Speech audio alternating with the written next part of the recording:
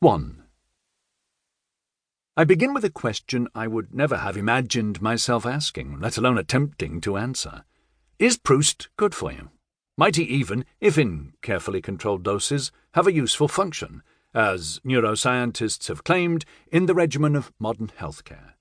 He certainly belongs in the select, if occasionally scary, company of writers whose name, or that of one of their fictional characters, has lent itself to the designation of a psychophysical condition, often with medical characteristics.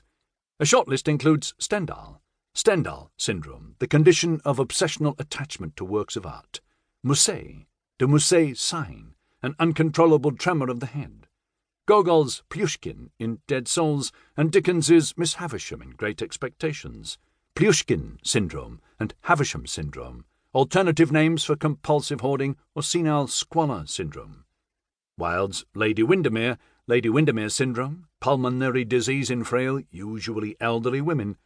Alongside these impressively vivid specifications, the appropriation of Proust to the naming game will seem tamely laconic.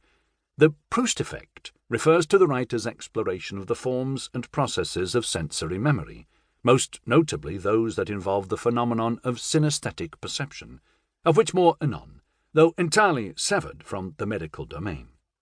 Claimed by a branch of neuroscience, Proust was a neuroscientist, runs the title of one study. The effect is held to be of both diagnostic and therapeutic use in connection with memory loss and cognitive confusion. The claim is further buttressed by a truly remarkable speculation, to the effect that medical science would have benefited hugely if, after his death, Proust's hippocampus had been preserved for the purposes of research.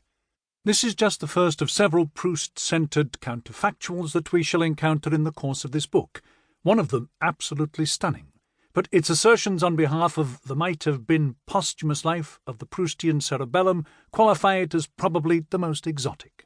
On the other hand, it is not that surprising to find Proust among the neuroscientists, if only for the reason that it was very much where he was to be found, directly or indirectly, in the course of his own life.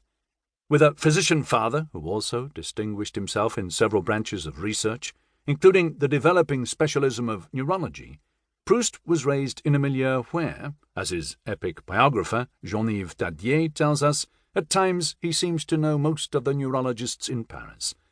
He also acquired an extensive, if somewhat inexpert, knowledge of ailments and treatments, especially his own in respect of the former, and especially drugs in connection with the latter.